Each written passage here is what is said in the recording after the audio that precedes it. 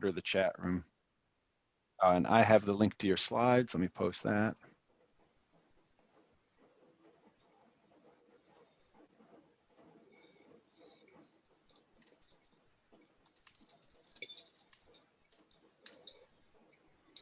Good.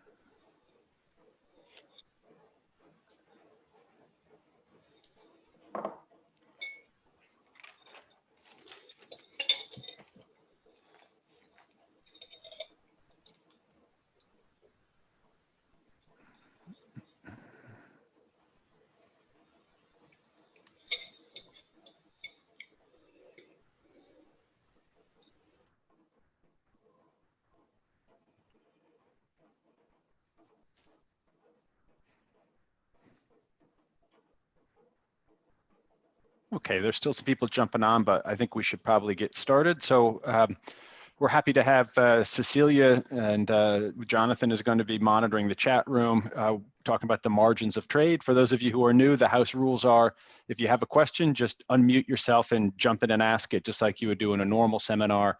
Then we'll also have time at the end. We'll just leave the stream open for more comments and questions, okay? So Cecilia, go ahead, take it away. Thank you, Kim, and thank you for the other organizers. This work is joint with Jonathan Eaton, who's here to answer all the hard questions. Economists have studied how trade values are divided into various margins. First, how the total value is split into the number of products at variety level and the spending per product, and then further the spending per product into quantity and unit values. A lot of our decompositions will be similar to that of Hummels and Klenow that did it for US imports. We'll do it at the bilateral level. And they have observed that not just trade values, but also the several margins vary systematically with importer and exporter characteristics. When you look at theory, the literature has broadly split between the branch that has developed very well-established theories with micro foundations for the gravity in trade flows and total value of trade flows, while the theories that try to account for heterogeneous effects on margins imply some departure for gravity. Either there's asymmetric gains in trade between rich and poor countries, or there's some type of inefficiency due to variable markups or underinvestment in project, as in these papers by Lashkarpour and Koren and Tenredo. So what we're going to do in this paper is provide a unified quantitative model to account for all these margins. We're not just going to focus on unit values, but we're going to do the unit values, quantity, extensive margin, and total value of trade flows. In contrast to the literature that talks about margins, our framework delivers a standard gravity equation. And so all the ACR formulas for bilateral trade flows, as well as a welfare formula, applies. And it's also consistent with a series of micro facts that people have documented. For example, Johnson and Nogueira estimate that about 2/3 of international trade is in intermediate inputs. And unlike these other theories, our theory is not just on the consumer side. It doesn't apply only to final goods because of some type of non-homotheticity in demand. It also applies to inputs. In the estimated model, more productive firms produce higher quality, as Hotman, Reddy, and Weinstein have documented at the firm level. And firms in the model faced with higher wages, they're going to buy higher quality inputs and produce higher quality output, as several papers have documented, again at the firm level. So on the literature, there's a series of other papers that document, I mentioned the theory papers first. Yes, George. So can can you go back a slide for a second? Just you said that the ACR result's going to apply in this model. So I'm just wondering why we should worry about these decompositions. I thought, one of the points of ACR was we don't care about the decompositions. So can you give me some insights as to why we should be? Well, because the way that the theoretical literature take Fleming Helpman, Stokes, the older literature, but also Fajimo, Grossman, and Helpman, the key motivation for their paper is that unit values are increasing in importer and exporter per capita income. And so we're going to think of a model where rich and poor countries are producing and consuming different types of goods, and their gains from trade may be different. So it almost sounds like these margins are implying departures from gravity. And what we're going to show, we're going to do two things. One is we're going to argue by looking at the data facts that this type of mechanism in Fajimo, Grossman, and Helpman, while it may exist in the data, we're not going to prove otherwise, it's not going to be sufficient to explain the patterns in the data. And then in addition, by providing our model and fitting the margins quite well, it shows that they're not necessary either, that we can explain the margins of trade quite well within a gravity framework. Okay. George, that helps. Jonathan? Yeah, another way of answering your question is to say you're right. What we're trying, one of the things we show here is for a set of questions, you don't need to worry about these margins. Gotcha. Okay. Yeah, so in that sense, it's a negative result but relative to where the literature and margins was going. It's a relevant result for. No, I think that's really important to sort of say that you're putting some discipline on how strong these effects have to be and be consistent with the data. So yeah, that helps. Okay, good. Thank you. So on the literature, in addition to the theoretical literature I mentioned earlier, the literature that documents evidence on mostly unit values in bilateral trade flows, the closest paper to us is this paper by Feenstra and Romales that also tries to modify the Melitz model to account quantitatively for some of these margins. Their paper, the first from ours, first because they have a specific trade cost, so they don't look at trade volumes, but their model would not imply a gravity for trade values. And in addition, prices in their model increase only with importer per capita income. And one of the facts that we find, together with many of the other people, is that there's a strong relationship also between unit values and exporter per capita income. These two other papers also provide the quantitative theories on unit values. They also fall short of looking at all the margins, but their mechanism is quite different. It's based on heterogeneous markups. So the plan is to present some facts about the data, and they're not terribly novel, but it will help us guide and justify the elements of the model, and also put together a lot of results from the literature. Then they'll present the model and estimate the model. The data are very standard. It's the UN Comtrade at the most disaggregated product level, HS6. The exercises that I'll show you today only uses a 2007 cross-section, but we've checked it for several years, and the facts hold. We're going to do it for the 100 largest countries. We take from the World Bank GDP and GDP per capita, and from CPI geographic characteristics that today, again, I'll just show you distance, but there are some robustness checks in the paper to be that uses common language and border. So here are is a decomposition very much in the spirit of Hummels and Klenow for the US imports. The dependent variable is each observation is an importer-exporter pair. Here's a total value of trade for that importer and exporter pair.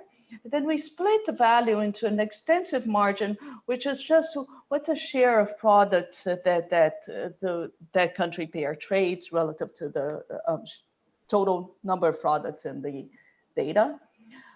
Price, which here is just the log deviation of that country, the average log deviation of that country pair's price relative to the world price of each good. And quantity is defined as value minus the extensive margin minus price. So that these three margins add up in logs to value. And then in the top panel, we regress separately each of these margins on exporter total income, importer total income, and distance. So then by construction, the coefficients on these three columns add up to the third column, to the first column. This is just a very standard gravity equation, and we get the coefficients close to 1 and -1 as people have long observed. And then in the bottom panel, we split total income into income per capita population for the exporter and the importer. And we don't find much of a difference for the value and extensive margin between GDP per capita and population. Just for visual purposes, we didn't put standard errors here, but these differences are not statistically significant and the magnitude is not that far. While for prices, we find that prices increase systematically with per capita income, but not so much with population. If anything, goes the other way. And it increases with the distance, as Hummels and Klenow have documented. Now, probing further into the price data, I'm going to use price and unit values interchangeably. What we observe in the data is really unit values. We observe total values, some measure of quantities, and we divide one by the other to get what we call price. Yes, George? See, the prices, where were they measured? Are they leaving the country or arriving to the destination? Oh, arriving. So we follow the literature in looking at importer data. Okay. So these include any trade costs, or is the trade cost, it includes the trade costs? It includes the trade costs, yes. So that makes it seem like it should be increasing a lot more strongly with distance. I don't know. So this is a log of distance, right? In the meters. model, it does, but only under a very special assumption that we impose. The reason has to do with selection. Okay. Okay. Without what we impose, selection would make that go away. Okay. Yes, so that's right. So in the Melitz model, I was trying to just describe the data, but Jonathan's absolutely right in anticipating this, that in the Melitz model, the more distant destinations would only the more efficient firms would ship to the more distant destinations. And so controlling for that selection, the prices at the destination should not vary by distance. Gotcha. But we are going to build on the Melitz model, but we need to put some tweaks in order to get at these data margins. But it seems like, part of whatever story you're going to have in the model, you could sort of distinguish a little bit of it if you were looking at doing these estimates from the importer side, from the exporter side as well. Yeah, we're not going to try to estimate trade costs from the exporter, differences between importer and exporter data. The way we interpret the iceberg cost, and I think in general, I'm being very general when we say we here, is to include those sorts of trade costs that are not necessarily just the insurance and freight, right? So we are going to have estimates for trade costs, but it's not going to be through that. Okay. So here we run these regressions at the product level. So again, each observation here is a product importer and exporter. You get a lot more observations naturally. And so the first two regressions are the most flexible. We have a product exporter fixed effect. So within an exporter, if you look across destinations, the price increases with importer per capita income. And symmetrically, within the same importer, looking across sources, the richer sources tend to export at higher prices. When you pull these regressions with a product fixed effect, with product fixed effects, the coefficients don't change very much. We also checked if, by adding an interaction term between importer and exporter, whether rich countries disproportionately pay more for goods coming in from other rich countries. And we really didn't find much of an effect at all here. And finally, we also separated products into just differentiated products and non-differentiated. And as you might expect, the coefficients are a little bit larger for the differentiated products, but nothing that would justify some separate analysis for these products. Here, just to get a better sense of what the prices are like in the data, we picked the two examples. The first is a bicycle hubs and spokes, and the other is baby garments.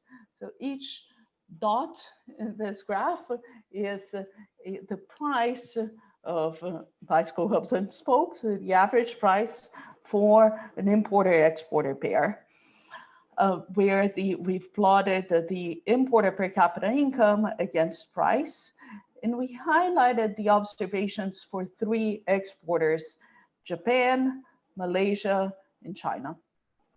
So what do we observe? First is that the observations for Japan are systematically above the observations for Malaysia, which are systematically above the observations for China. So richer exporters tend to sell at higher prices. Within an exporter, these observations are roughly upward sloping, reflecting the finding that higher income per capita countries tend to pay higher prices on average for the same products. And last, we also observed that there's quite a bit of overlap in the prices. And this is not just the examples we picked, but the overlaps are really expected by the coefficients in the previous regressions. So if you observe here, China's selling to rich countries at a price similar to which Malaysia and Japan are selling to poorer destinations. So why is this overlap important, relevant? Is that if you take theories that try to qualitatively explain these prices, such as Fleming, Helpman, Stokey, and Fajabal, Grossman, and Helpman, they rely on only one dimension of quality. So the idea is that rich countries specialize in producing higher quality goods, and that's why they sell at higher prices. And quality is non-homothetic, so that they also demand the relatively more higher quality than poor countries, and so the prices are increasing in importer per capita income. But with only one dimension of quality, it's harder to rationalize these overlaps, because if China specialized in the quality level that corresponds roughly to a log price of 2, then why would the rich countries prefer the Chinese goods while the poorer countries prefer the Japanese and Malaysian goods of that same quality whose price is around 2? So what we are going to have in our model is 2 dimensions of quality. One that's going to reflect, that's going to be non-homothetic and therefore reflect the importer per capita income patterns, the increasing relationship, and one that's homothetic, where rich countries are going to produce higher homothetic quality, and that's how we are going to get these increasing relationships between exporter prices and the income per capita. Cecilia, I just have a quick question. How serious should we take these overlaps? Because it's still, after all, it's at like a 6-digit. Could that be just reflecting some missing product differentiation at a relatively aggregated HS code level. China's, it might be, showing up to be the same unit value, but there might be some other dimensions that, in terms of horizontal differentiation, what I mean is like, yeah, so China's selling the spokes and Malaysia and Japan are selling the hubs, something like that. Right. Okay, so that another way of thinking about how quality, one dimension of quality is not going to be able to get at the importer and exporter explanation for these systematic patterns is to look, if you're not convinced by the overlaps, is to look at trade values and the world income distribution. So what we have plotted here is the income per capita of each country, the 45-degree line. And then for each country, we plotted the income per capita of the richest decile and the poorest decile. So if it were the case that the US specialized in goods that appealed to their consumers, then because the differences in income per capita are much larger across countries than within countries, then the volume of trade flows would decrease very fast as you looked at US exports to poorer and poorer countries, because there's simply just very few households in, say, India, whose income per capita is the same as in the US.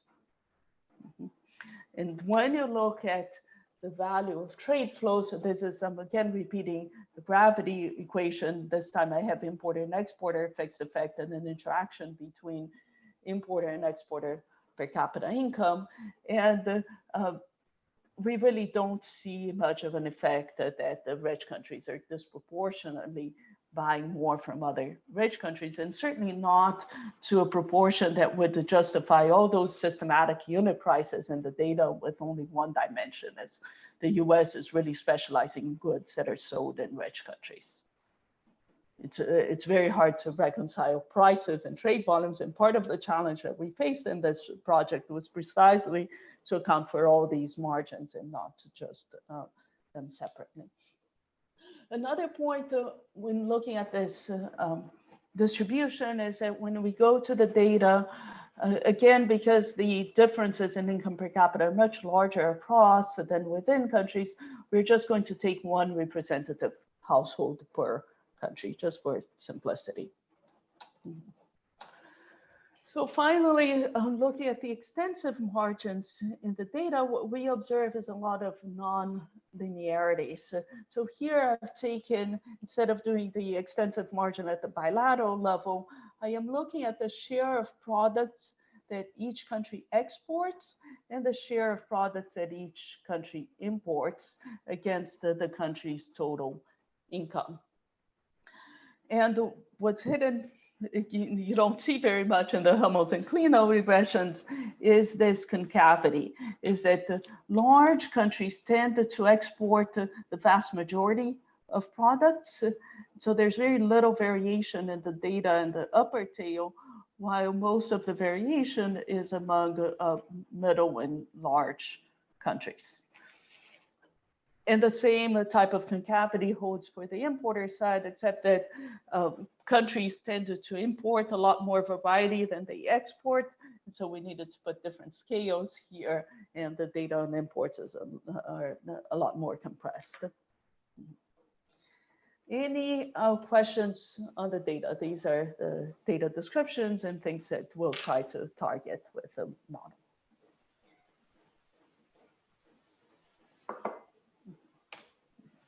So the model, as I anticipated, is going to be very standard at the very macro level. It's going to be based on a Melitz model. So there's monopolistic competition among heterogeneous farms.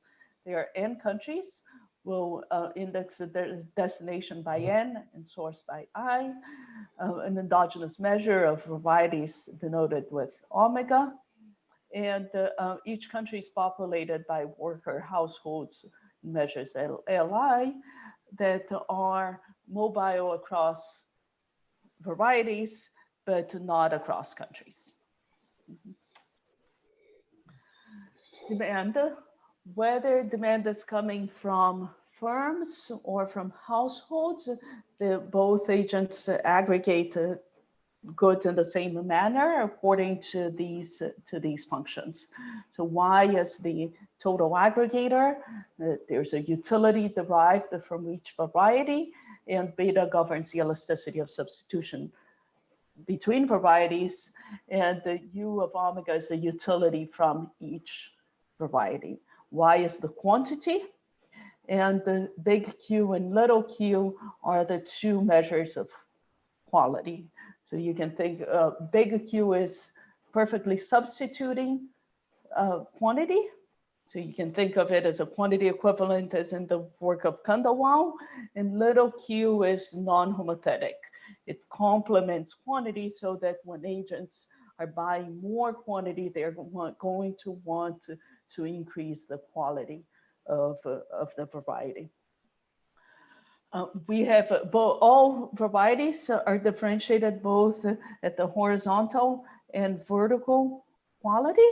And so just to fix ideas, we've put down some examples of what big Q and little q might be. So big Q is, again, the quantity equivalent. So if you think of a durable or non-durable good, the big Q in automobiles might reflect how reliable or durable the car is, so that you have to change it only with a lower frequency if it's very, very durable, or if it's a perishable good, it might be the case that when you buy a low big Q, low horizontal quality of strawberries, you have to throw a lot of them out, and so the quantity that you get is less than what you would get from a good quality box of strawberries. While, or for an intermediate good, such as a hoops and spokes, big Q may be, or a low Q good, may be one that breaks in the assembly, or maybe it doesn't fit well. So you have to throw a lot of the hubs and spokes out in order to get the same quantity of bikes, the same quantity for your production. While little q is something that complements quantities. If you have already many cars, or if you buy a lot of strawberries, then you care more about the accoutrements with which the car come, or how juicy the strawberry is. In the case of a part, what we are going to have is that the vertical quality, the non-homothetic quality, is going to improve the performance of the final good. The better hoops and spoke will give you a better bicycle. Just to point out that Beckers, Francois, and Nankin had a very similar aggregator of quality in their theory, without but just with one dimension, the non-homothetic dimension.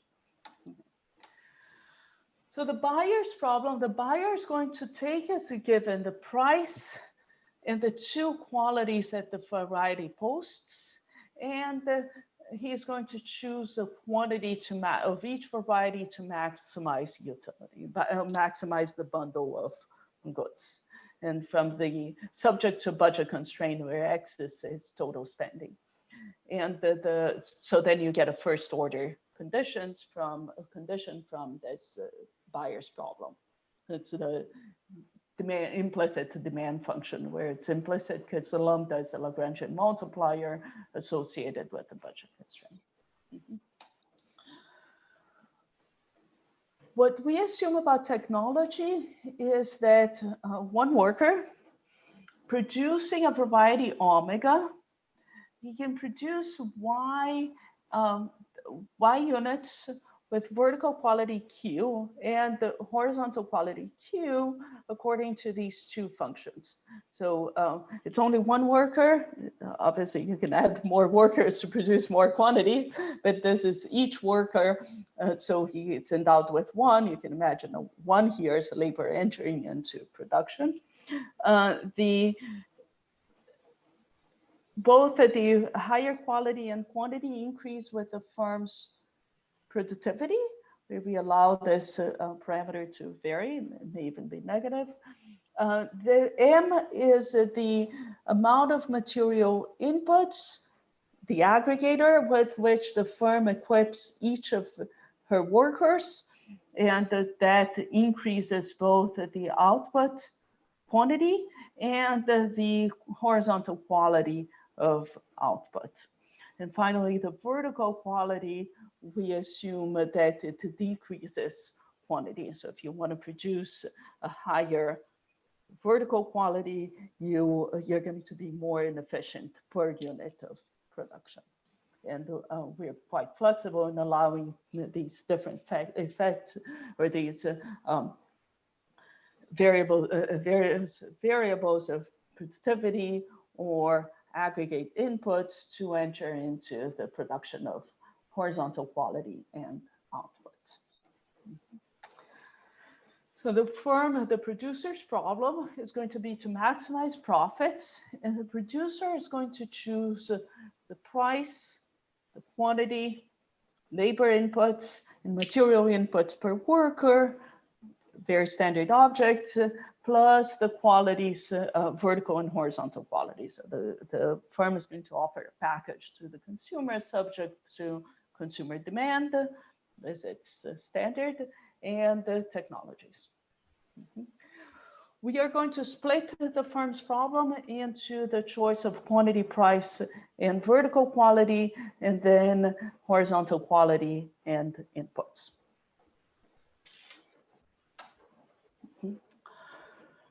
So given big Q and the minimum labor and plus material costs to produce each unit of quality 1, the producer chooses quantity, price, and vertical quality to maximize profits, subject to the buyer's demand function, which is a first order condition of the buyer. It's a standard maximization problem. Just for completeness, we get the output, quality, and price as a function of big Q and C, which we solve next. We are going to, as we go along, we are going to derive equations that have constants in them. And what we are the notation we're going to use is that the constants are also always denoted by a big gamma, and I'm going to indicate which are the parameters that enter the constant, but they're really just constants. They're not going to play a role in the model or the estimation. If you plug the solution of Y, Q, and P back into the consumer's problem and aggregate, you get an expenditure function. So how much spending the buyer needs to attain Y units of the aggregate output depends on the quantity of the output. It's convex because as you increase the consumption, you're going to increase both quantity and vertical quality. And this market access V term, which is a CES, looks very much like the inverse of a price index. So it's a CES of the little v's, which is the quality adjusted inverse cost of variety omega.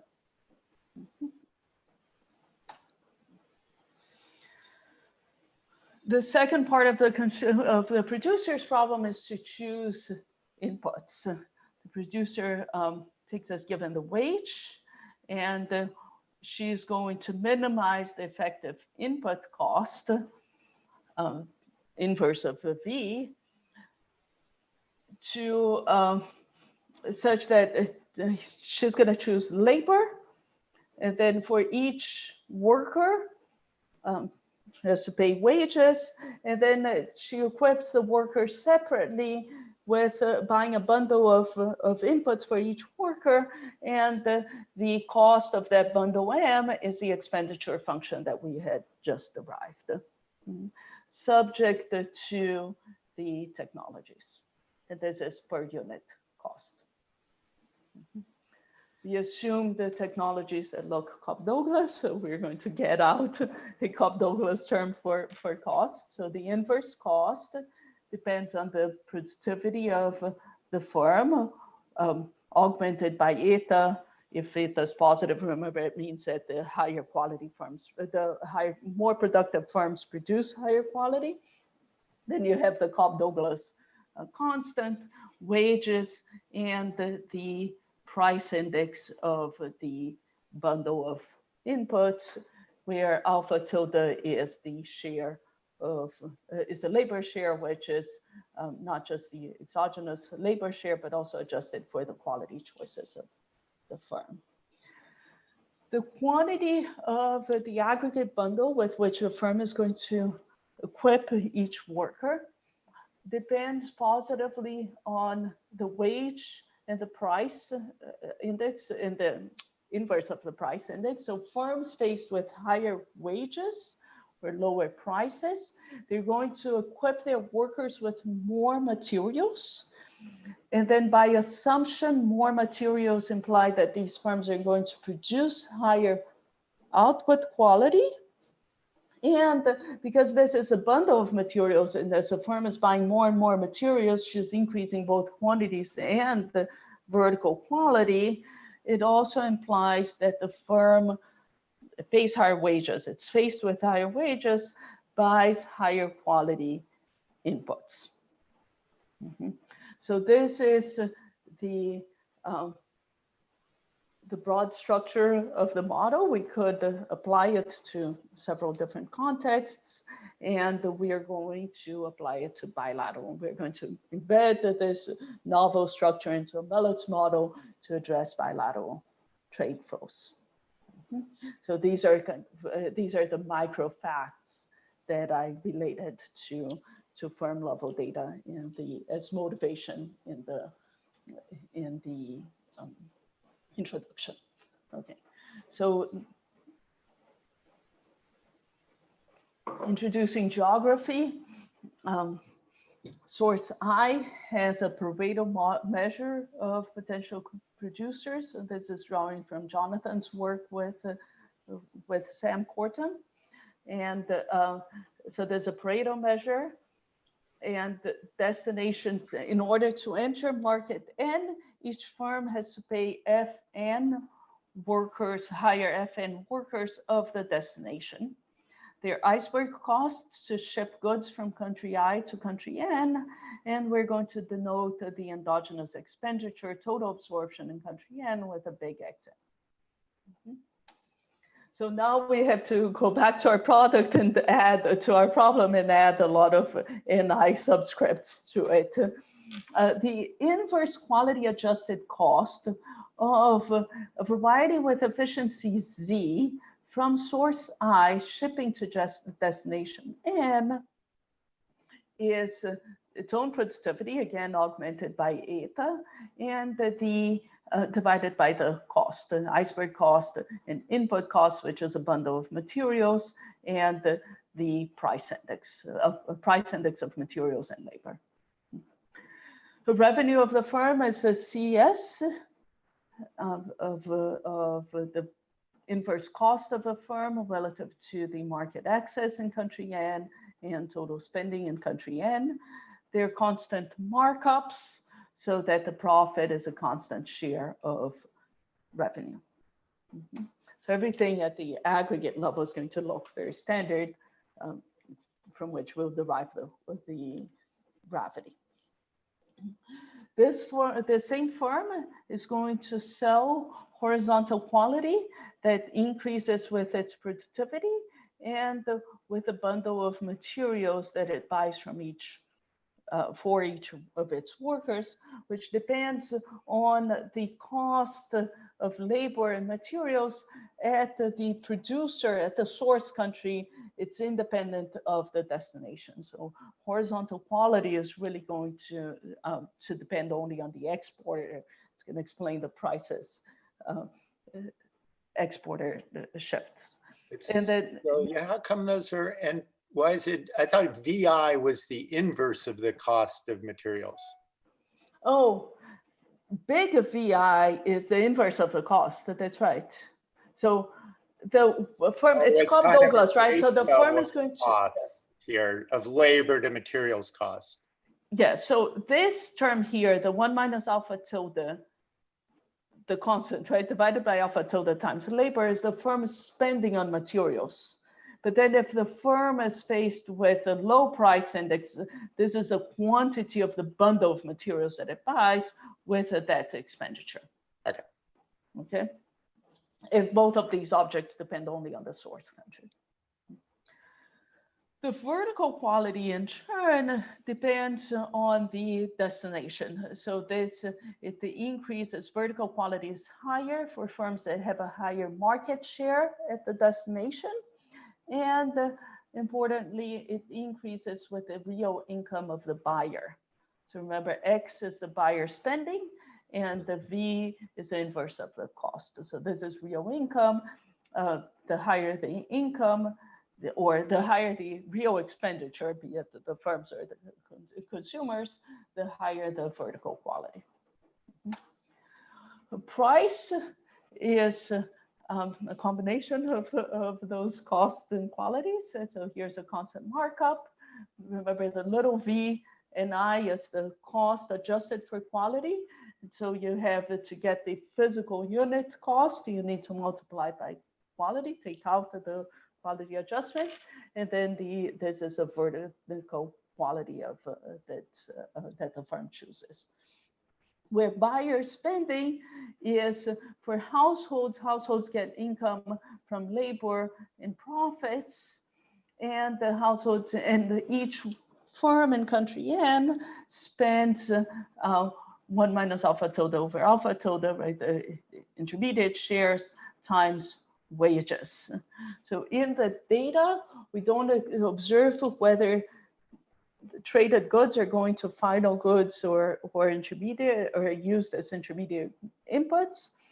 But because both of these spendings are proportional to WN, the weighted average, the expected price of each variety is really just a constant times the destination income per capita. That's how non-homotheticity is going to enter and how we're going to be able to account for both final goods and intermediates.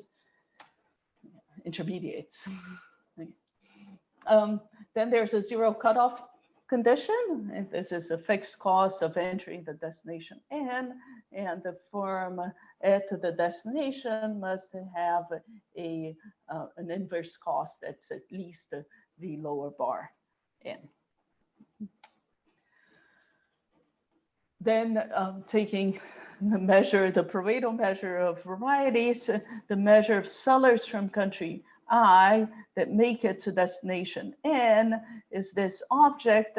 The conditional on selling a destination N, all sources have the same distribution of V's. It's very standard from a Mellett's model. And so what we get out of it is a gravity equation. So the trade share of country I and country N obeys exactly the standard equation that should be familiar to most people.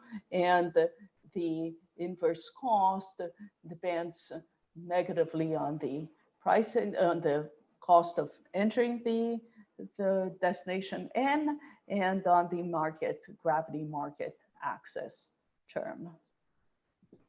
And I'm not going to prove it today, but you can see how the ACR formula for welfare would hold, given that inverse of price index is the same as in the Mellett's model.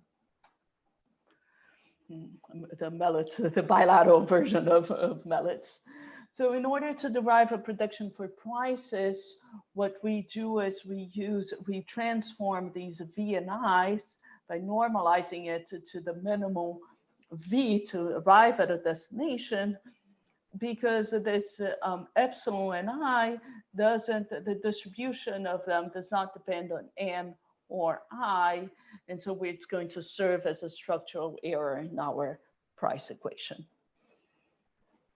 And we also need to specify some functional form for the fixed cost, which we assume is increasing in total income of country N, just because it fits the data better, and it's also in line with what Sam and Jonathan have found in their paper with Kramars. So if you put together all the equations that we had above, there's a painful 5 lines of algebra, and you get this lengthy price equation that where the expected log of price depends on distance and on exporter and importer characteristics. I'll come back to it when I talk about identification. For now, just take our words that the 5 lines of algebra have been done correctly. So last, we need, how much time do I have? Oh, I have time. Okay. We need to talk about varieties. And in the data, we observe, or at the extensive margin, in the data, we observe that within a product, there are several country pairs that trade that product. Whereas in the model, at the variety level, each variety is specific to an exporter. And so we can only observe a variety being exported from one source, potentially to several destinations, but only from one source. So the way we're going to interpret products in the data is that they are a random collection of varieties. There's a continuum of products indexed by 0, 1. And we assume from, again, the work of Sam and Jonathan, that the number of varieties from country I in product K with efficiency at least Z is distributed according to a Poisson distribution. So there are some products, and we also allow for some products to be larger than other products, which is again in line with the data. There are some products that have a lot of importer and exporter pairs, and others that have little.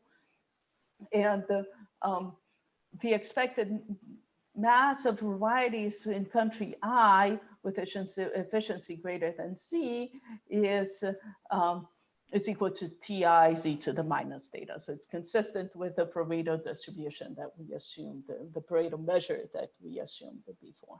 Yes, Sam? So yeah. Yeah. Because Daniel kind of asked the same question as I did about the hubs and spokes. And I thought your answer really, for me, was more this part, that you do have that kind of heterogeneity under the surface. Yes, but he was conjecturing, yes, so thank you, Sam, is that, Daniel, you're right, that hubs and spokes are in the same product, and maybe China's selling hubs and Malaysia and Japan are selling spokes, or whichever one's more expensive, I don't know. But Daniel's problem was, and that's there in the model as well, right? Because the products are just this random collection of varieties. So you're going to have baby pants and baby shirts, and some are selling hubs and other spokes. But the question that I understood that Daniel asked was whether that heterogeneity alone was able to account for the overlap that we saw in prices between importer and exporter. And it's really an expectation, the average deviation of, say, China exporting to rich countries, that expected price is the same as rich countries exporting to poorer countries. And it's very hard to explain that systematic overlap with just one dimension of quality, is what I was trying to say with that overlap.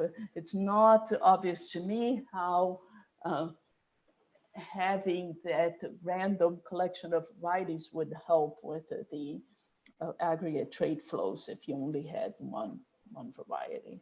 But yeah, I'd have to, maybe we can discuss this a little later.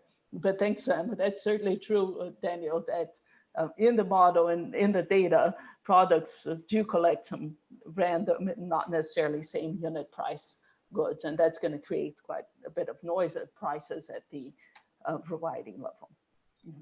You should understand that nonetheless, when we aggregate from varieties to prices, the price equation that applies to the products, when we aggregate from varieties to products, has pretty much the same coefficients that we can interpret the same way. Not exactly. To say there could be another story where there's some selection issue going on, but if it's just our model at the product level, we'd still expect the same coefficients on the prices. Yes, again, thank you, Jonathan, because this epsilon is independent of importer and exporter. So if you're randomly collecting these varieties, you would get a sum of these residuals, but it would still be independent of the importer and exporter.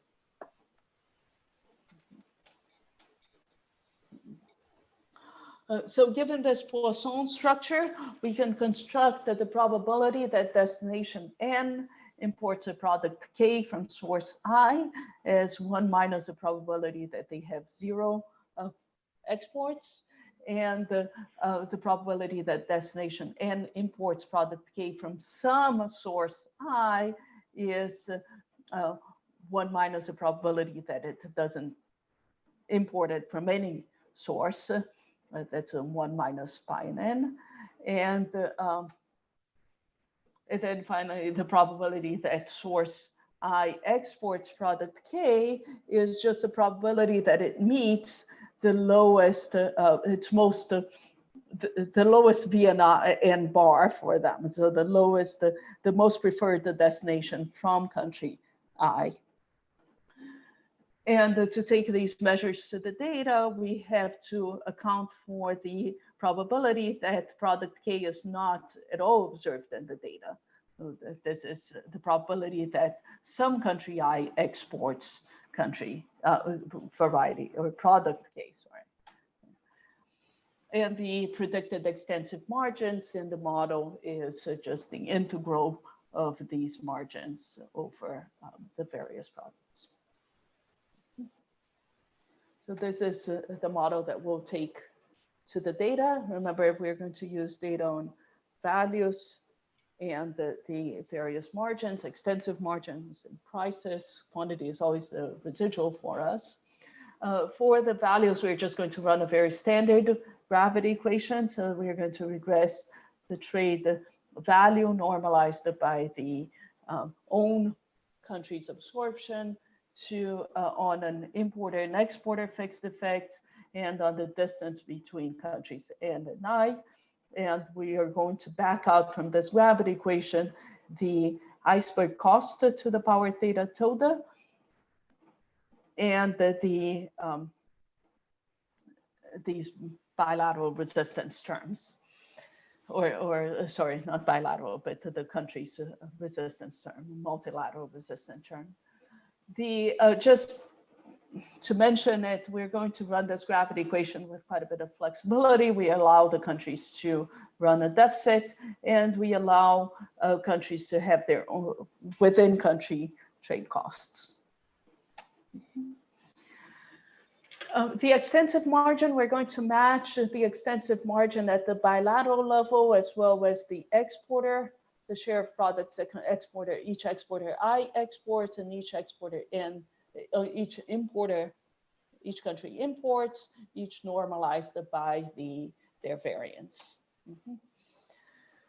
We're going to complement the price equation with an estimate for the price elasticity of demand. So if you manipulate the equations in the model, you get that the spending of country I, of country N and goods product K from country I is depends on the product fixed effect, allowing products to be measured in different units, and bilateral effect, and on the price, where we instrument the price with the price at which we observe source I exporting to other destinations.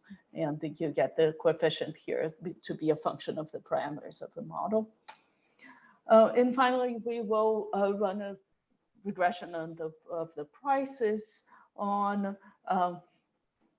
the estimate of trade costs to the power theta tilde and exporter income per capita, multilateral resistance term, and total income, and then the same characteristics for the importer as implied by the model. Okay, so here are the estimation results. There isn't that much to talk about the extensive margin, and except that we do find that to match the data, there's quite a bit of heterogeneity in product sizes. The estimate of the price elasticity of demand is close to the one that Nitya presented here in the same group, a paper with Levchenko on the elasticities of price elasticities of demand and at the product level. This elasticity is different from the theta tilde, which for us is the trade elasticity with respect to trade costs. Okay, and finally, you have the price regressions. The price regressions, we do it in 3 ways. So the first one is the unrestricted regression. There are 7 independent variables, and the coefficients on these variables are a function of 6 parameters of the model.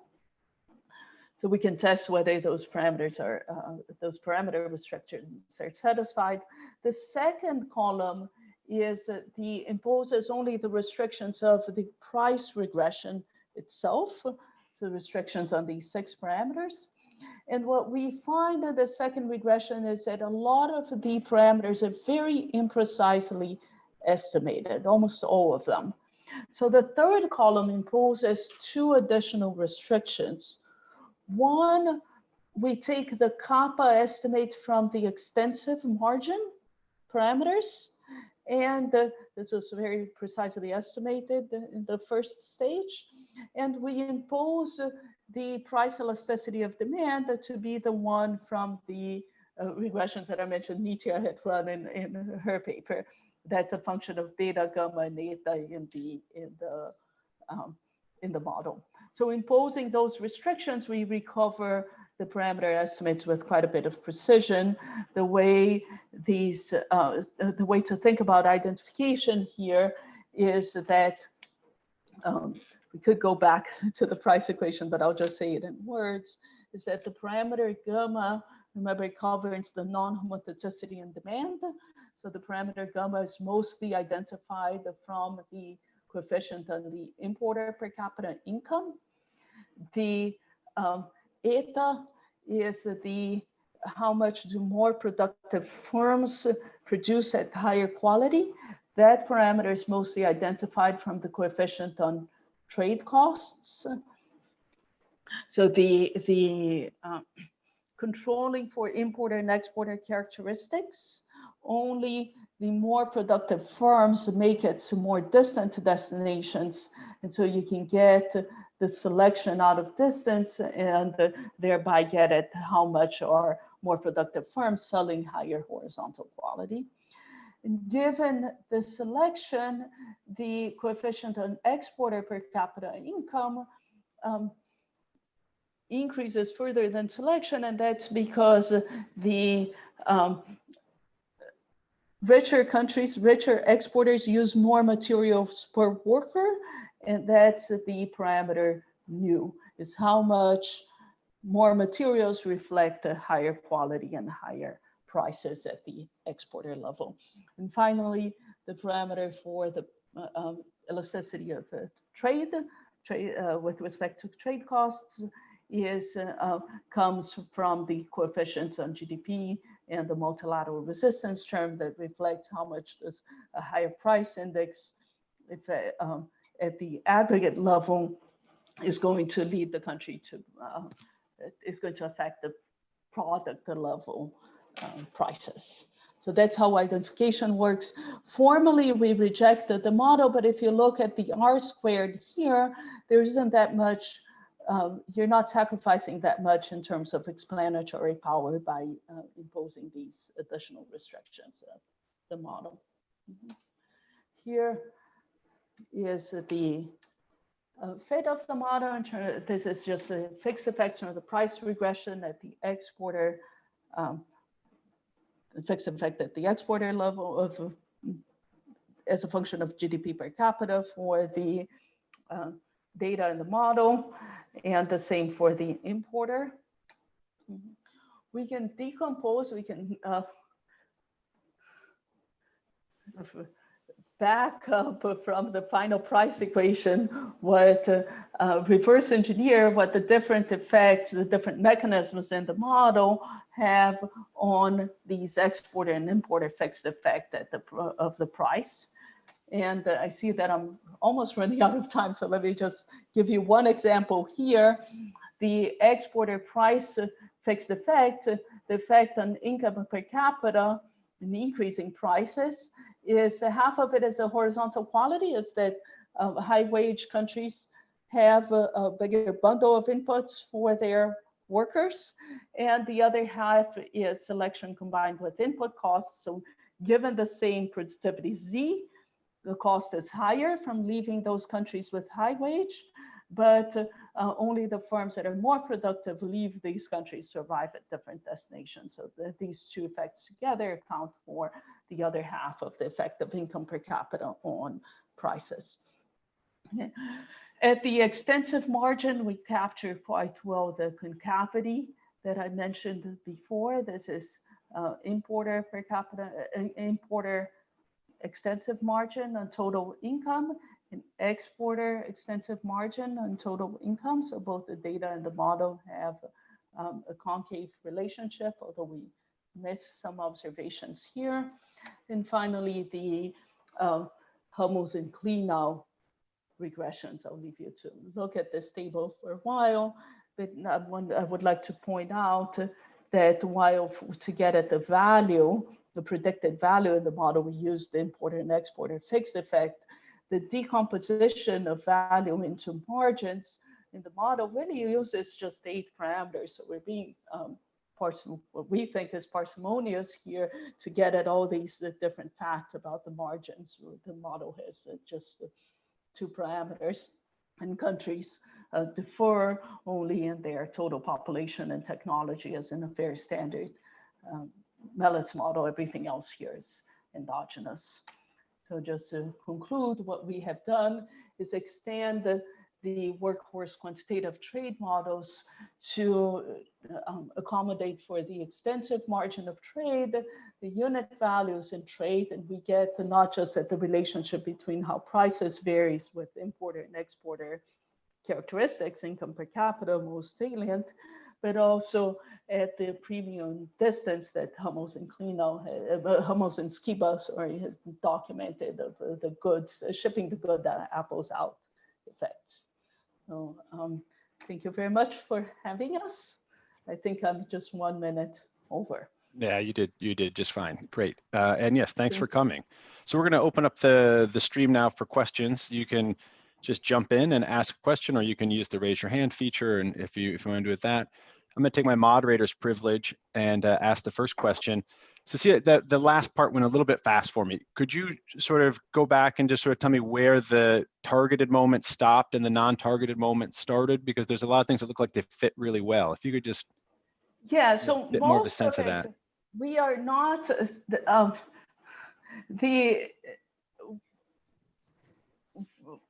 there's no out of sample moments here in some ways. So we do, when we estimate the extensive margin, we target both the exporter extensive margin, the importer extensive margin, and the bilateral one. In the prices, what we do, this is actually not fair to what we do, is we take out the product fixed effect first, and then we use the price level at the importer exporter level. Here, each observation is the importer-exporter fixed effect out of having taken out the product fixed effects. And yes, there's no out of sample, but if you look at this, there are only 6 parameters here and then 2 additional ones from the extensive margin. So you can look at the variation across bilateral pairs with relatively few parameters. There are 95 100 observations here. We do relatively well in getting at these price regressions and the extensive margin, at least qualitatively. But there's nothing out of sample. Okay, so when I look at, so for example, when I look at this figure, you've sort of on average tried to match these in the estimation procedure. Is that the way I should think about that? And then this try to match each point. Each and point, I'm showing you but qualitatively what they look like relative to systematic characteristics that seem more salient. Just like the Hummels and Klenow regressions, we didn't directly target them, but we did target bilateral extensive margins, and we did target bilateral prices. And now I'm just showing you how it varies with country characteristics. We did this for some other years, Mm-hmm.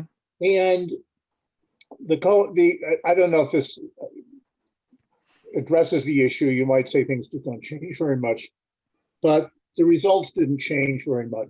This was the year where they were the sharpest, but the other years we looked at, which were fairly far apart over a couple of decades, Okay.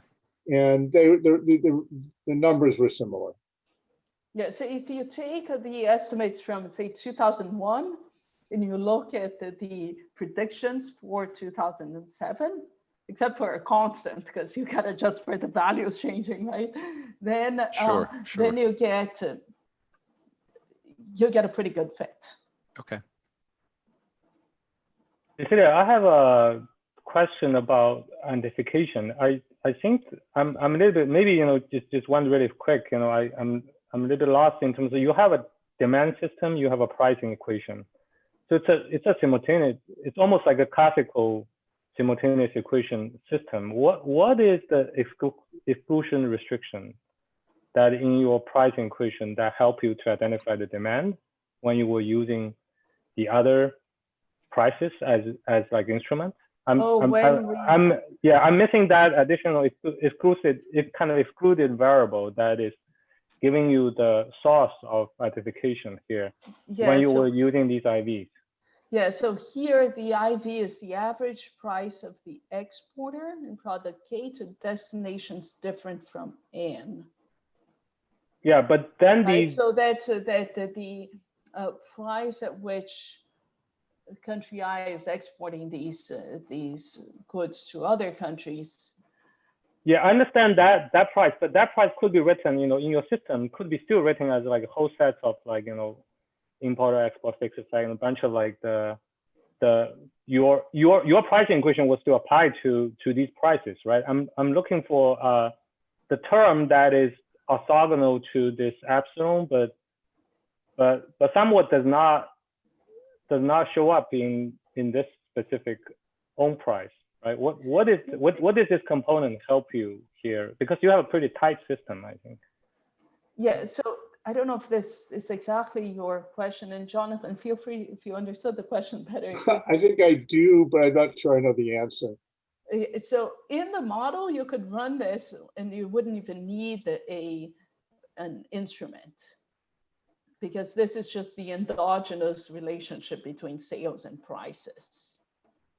But it is, after all, a relationship between sales and prices, and so we use the instrument that in the model, the price at which this exporter is selling K is depends on the exporter characteristics for that particular K and not on importer conditions that are similar across countries. And it's not that country N is importing more of that variety K because other countries N are, it's receiving a shock that other countries N is not, I guess. The deviations from the shock are somewhat independent across destinations would be the interpretation for it. But these are not even in the model. Yeah, the way I understand the reasoning for these sorts of instruments is, I'm not very good at instruments, but we're claiming here this delta zero is coming out of a demand effect. So we would be exactly right if all the variation in the P's were due to technology differences that were exogenous. What I think the argument for simultaneity bias is that there may be, for reasons that are outside our model, some countries might have more demand for the good, and for some reason the price is upward sloping, and that's going to create a supply effect. And by using these instruments, we're getting rid of that effect. But I think it's under a host of assumptions the Otto-Dorn-Hansen types make those assumptions to justify these sorts of instruments, that the demand shocks are independent across these other sources. I'm saying that I've never liked that. I've never liked the instrument, but we thought we should do it. Did it matter very much, Cecilia? Yeah, so it matters in that without the restriction on kappa in beta, you can see that because you can see that without the restriction on kappa in this extra elasticity, we couldn't identify a lot of the parameters well. I did not try, so that this is the additional restrictions means that this function of eta, beta, and gamma is equal to minus 0.73. Yeah, okay, it did matter quite a bit. Yes, it did matter. I did not try, and perhaps I should, to impose just a restriction on kappa and not on the price elasticity of the demand. Okay. So I should probably try that. Yeah, so I think to be fair, Daniel, yeah, our model doesn't, if you stay inside the model, there's no reason to instrument. I see. Okay. Yeah, I guess because the reason I was asking is like, this is a fairly standard instrument called, in IO, it's called Hausmann instrument. That was Hausmann's owner used for the paper. It's very much in the same spirit, but their rationale is more like, there are these idiosyncratic demand shocks. Like if I interpret the epsilons being like somewhat, as you said, Jonathan, correlated with these prices, then they were using some kind of cost, which is embedded, commonly in the same X orders, other locations, and orthogonal to these epsilons, so that they were doing the instrument. It seems like you guys, you don't have that. If you don't have that problem, we need to think about it. As I think a little bit more, Daniel, I can see why it might come up. Say you had two different destinations for the same source.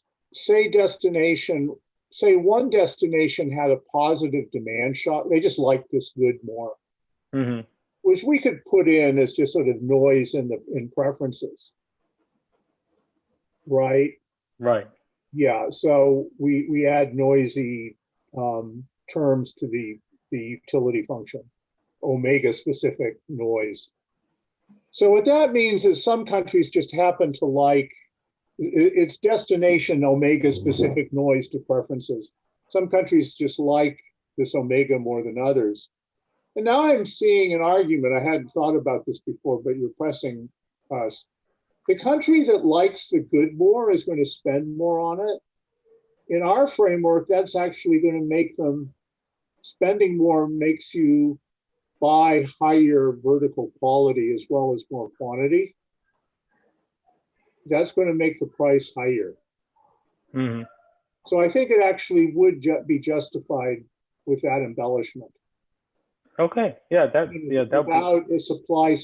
Nothing specific. At first I thought we needed some destination specific effect on the supply side, but I think we can get it just out of these just having heterogeneity in demand, saying, okay, where you like the product more, you're going to buy, and that comes out of our system. When you buy more of a product, you buy higher quality of it. I see. Okay, that makes sense. Thanks, Daniel, for the question. We do need to think carefully about it, because if you look at this equation, beta was the only parameter that governs in the utility function the variety, the elasticity of substitution between varieties. But when you look at the relationship between revenue and prices, it has all the terms that account for how much you would be producing higher or lower quality, vertical and horizontal. So the price here is not just the price of the same good. It's in a lot of these estimates. It takes into the quality heterogeneity into account. Okay. I guess could the IV also, aside from Jonathan's argument, maybe makes a difference because of controlling measurement error, that the IV tends to, the PNIK might be a kind of noisy thing, and then the instrument, that would of course give you the result where the coefficient got bigger in absolute value, I think. Okay, that's a Yeah, good that, point. Yeah. yeah, Thank you. yes, that's definitely true. I have like a non-IV question. Go ahead, George. Not surprisingly. So, you know, I did some work on looking at the same data a long time ago, and I came to a different conclusion that that there was a lot of like pricing to market in the data, you know, where, you know, in terms of price discrimination. So I'm just sort of, a lot of like the quality argument can always be like recast as an aggregation argument, right? We just don't have like fine enough data to sort of see the high quality hubs and spokes in a category, right? So it seems like one of the things we did to sort of kind of go against the quality argument is we aggregated. There's some products where they're defined by quality, right? So you can have extra virgin olive oil and virgin olive oil. And if it's really, you know, a quality aggregation argument, then you should see like the slope coefficient kind of changing with levels of aggregation, right? So, you know, poor countries buy more non-virgin olive oil, and rich countries buy virgin olive oil. When I aggregate up, the price effects get stronger. When we did this with the U.S. export data, they actually got weaker, which made it seem like the poor countries were buying like, you know, better varieties. And you can sort of sometimes understand that to the extent that on certain types of products, there's kind of like old technologies that don't get upgraded. And then when you start like with cell towers, if you're just getting cell phones now, you're going to get like the best technology, whereas some other countries are going to have like old technology. So it would be interesting, I guess, to think about how you could sort of tease out the importance of quality versus pricing to market in the data, and then have that as a separate target in your model. And I guess the other question is, that was more of a statement. And then I guess there's a question is how your results or model would be different if you actually put in the pricing to market to sort of get both margins. Yeah, so I guess one thing that I'm gonna talk past you a little bit, and then I'll come back to your actual question. So one thing, bye Sam. The one thing that I want to make clear is that we're not claiming that these non-homotoxicities in demand and home bias don't exist, or that there's no pricing to market in variable markups. What we're claiming is that you don't really need these characteristics to get at the data. The pricing to market, I think what you have in mind may get at the importer, the relationship between importer per capita income and prices, right? Because I don't know if this is exactly what you have in mind, but it's something like the, you know, Simonovsky type of fact that perhaps the rich consumers are less price elastic, and so farms charge a higher markup. Is that what you have in mind? Yeah, I mean, that's what's in the data, right? Yeah. So there's different stories for that, but yeah. Yeah. So we're not claiming that those things don't exist. We're just showing that you don't really need this type of market distortion to replicate the data, these margins of trade quite well. Now, it's not obvious to me, and perhaps it's a lengthier conversation, and you can give us references, is that yes, there's some product categories, such as the olive oil example that you gave, that the different categories do seem to have are differentiated vertically, but within category, you and I think, can agree that there's still vast heterogeneity in quality within that, right? If you look at the extra virgin olive oil in the same supermarket, you're going to see a lot of different absolutely, concepts. but you can also, you know, there's different, I mean, you know, I guess I don't know much about gold, but there's probably certain types of products where it's a very specific definition, and you know, it's going to be pretty similar. And so I'm just saying you could leverage some of that product heterogeneity to sort of tease out what's quality versus something else. Yeah, I guess it would still be a challenge at the with the kind of data we're using. Maybe it's a 6-digit and the US is 10-digit or some other country. Yeah, I mean, the convincing studies I've seen on quality are things like, I think it's Head and Mayer with their champagne. Sure. yeah, people have used Robert Parker's wine rating, where you really have very granular quality measures. Yep.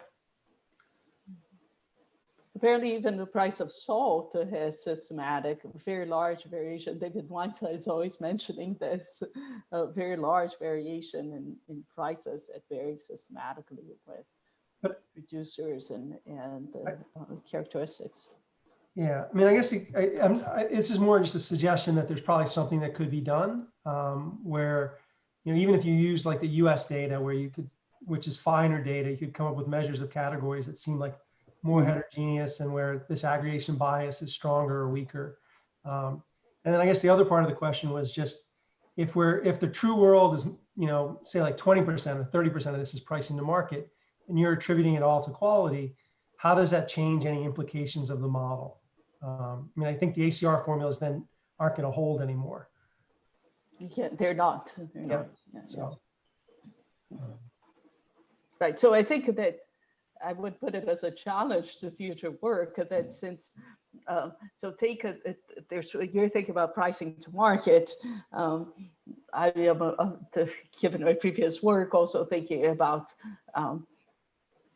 rich countries producing and consuming different types of goods, and there being these home market effects that I'm a firm believer that it exists, right? And what I think one message from the paper is a more negative one, as Jonathan was posing, is that we entered this project, at least I did, thinking that prices would be really informative about those facts. Yeah. And it turns out that just with that one single dimensional quality story, we couldn't get at the fact. And then once we had the second dimension, prices really didn't seem as informative about the patterns as I originally thought they would be, because you can explain them quite well within a gravity framework. And I think the same type of conclusion can hold for the variable markups, which is now the challenge we pose for the literature is, well, how do you disentangle these effects that I believe are there in the paper, in the data, from just these homothetic, plain vanilla, boring stuff that delivers the ACR formula, right? Mm-hmm. Okay. But if you think of strategies or references that might help us, please forward that, George. Okay. Yeah, I love sharing references. We should all share more of them. Right. Well, thank you again for having us. Yeah, thanks everybody.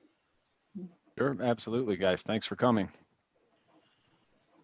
This is great. Thanks. We'll see you next week. I think we'll see Joe next week, right? Yep, next week's Joe. Look forward to Joe.